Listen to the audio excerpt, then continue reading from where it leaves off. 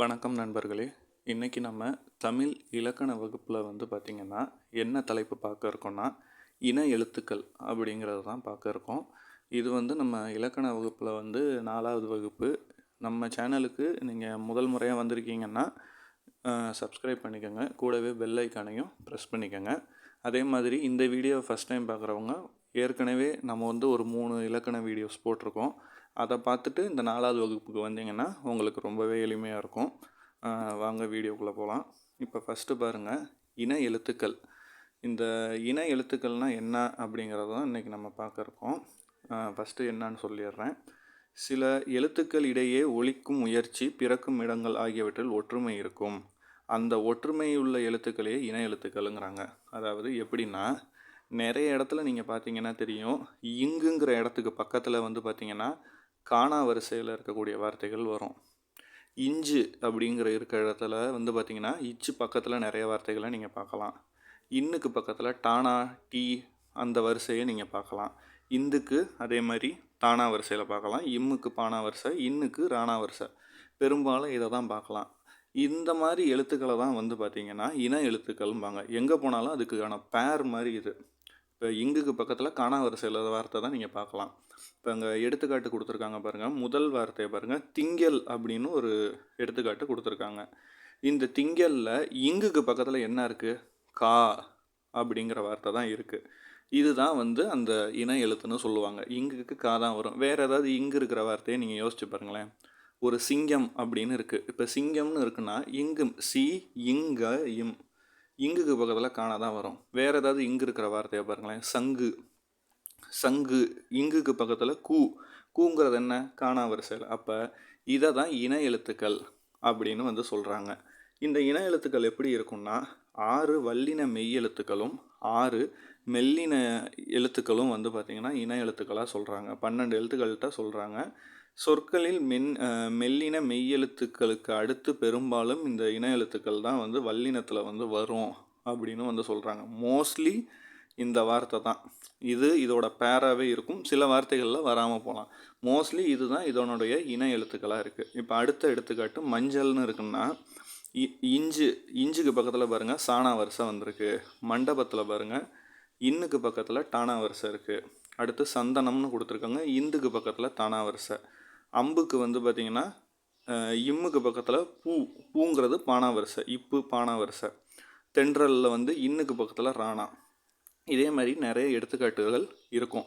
உங்களுக்கு எதெல்லாம் மனசுக்கு படுதோ இந்த மாதிரி இன எழுத்துக்கள் நீங்களாம் நம்ம கமெண்ட் செக்ஷனில் ஒரு 5 இன எழுத்துக்கள் நீங்கள் வேறு இப்போ நான் சொன்னது இல்லாமல் நீங்களாம் ஒரு இன எழுத்துக்கள் நீங்கள் கமெண்ட்ஸ் பண்ணுங்கள். அடுத்தது என்ன கொடுத்துருக்காங்கன்னு பாருங்கள்.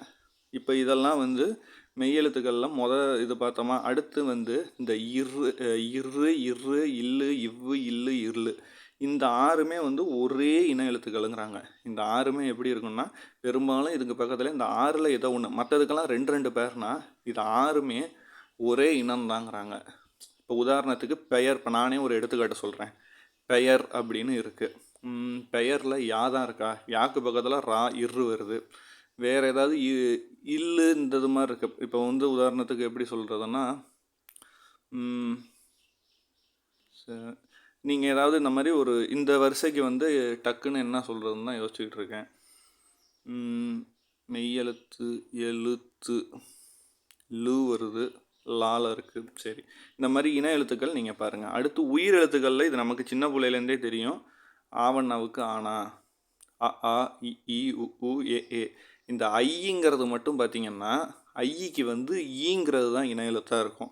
ஓ அது இருக்கும். அதே மாதிரி அவ்வண்ணாக்கு ஊங்கிறது தான் இன எழுத்து இருக்கும். இப்போ இதுக்கு எடுத்துக்காட்டு கொடுத்துருக்காங்க. இது பெரும்பாலும் பார்த்திங்கன்னா சங்க தமிழில் வரக்கூடிய வார்த்தைகளில் தான் நீங்கள் பார்க்க முடியும். இப்போ நடப்பில் நம்ம பேசிகிட்டு இருக்க வார்த்தையில் இந்த உயிரெழுத்துக்களில் இன எழுத்து பார்க்குற வார்த்தையை நம்ம பெரும்பாலும் பயன்படுத்த மாட்டோம். இங்கே அதை தான் அவங்க கொடுத்துருக்காங்க. என்ன கொடுத்துருக்காங்கன்னா, மெய்யெழுத்துக்களைப் போலவே உயிரெழுத்துக்களிலும் இன எழுத்துக்கள் உண்டு. உயிரெழுத்துலையும் இன எழுத்து உண்டு. உயிரெழுத்துக்களில் பெரும்பாலும் எப்படி இருக்குன்னா, குறிலுக்கு நெடில் இருக்கும்.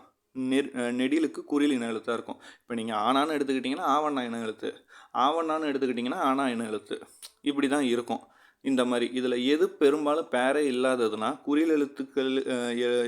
குறில் எழுத்து இல்லாத ஐ எனும் எழுத்துக்கு ஈ வச்சுக்கலாம். ஏன்னா ஐக்கு வந்து ஐன்னு ஒரு வார்த்தை கிடையாது. அப்போ ஐக்கு மட்டும் ஈங்கிற ஒரு இன எழுத்து. அதே மாதிரி அவ்வுங்கிற எழுத்துக்கு அவ்வண்ணா இருக்குல்ல, அதுக்கு ஊங்கிறது இன எழுத்தாக இருக்குது. சொல்லில் உயிரெழுத்துக்கள் சேர்ந்து வருவது இல்லை, பெரும்பாலும் சேர்ந்து வருவது. அதான் நான் சொன்ன மாதிரி தான். இப்போ நம்ம பேசக்கூடிய வார்த்தையில் பெரும்பாலும் உயிரெழுத்துக்கள்லாம் இன எழுத்து சேர்ந்து வராது. ஆனால் அளபடையில் மட்டும் நெடிலை வந்து தொடர்ந்து அதுக்கு இன எழுத்தாக குறில் எழுத்து வரும். உதாரணத்துக்கு ஓதோதுதல், இது வந்து பாருங்கள் ஓவண்ணா இருக்குது, கூடவே ஓனா இருக்குது.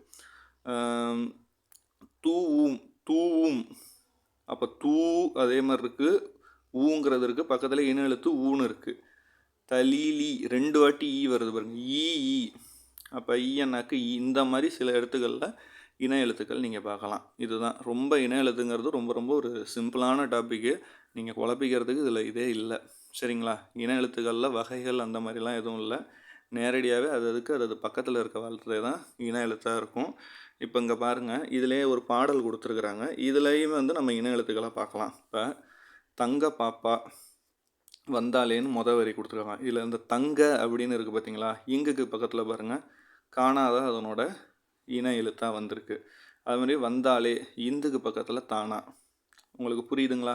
சிங்க பொம்மை தந்தாலே, அதில் சிங்கத்தில் பாருங்கள், நான் கூட சிங்கம்னு சொன்னேன். இங்குக்கு பக்கத்தில் காணா இன எழுத்து. பஞ்சுன்னு இருக்குது, இஞ்சுக்கு பக்கத்தில் சாணா வரிசை. பண்டம் இன்னுக்கு பக்கத்தில் டானா வரிசை. பந்தல் இந்துக்கு பக்கத்தில் தானா வரிசையில் வர வார்த்தை. கம்பம் இம்புக்கு பக்கத்தில் பானா வரிசை. இந்த மாதிரி தான் இன எழுத்து, சரிங்களா? ஸோ இன எழுத்து கண்டுபிடிக்கிறது ரொம்ப ரொம்ப சிம்பிள். இந்த வீடியோவில் இன எழுத்துக்கள் நம்ம பார்த்தோம். அடுத்த இலக்கண வகுப்பில் நம்ம அடுத்தடுத்த டாபிக் பார்ப்போம். தொடர்ந்து பாருங்கள், சப்போர்ட் பண்ணுங்கள். நன்றி, வணக்கம்.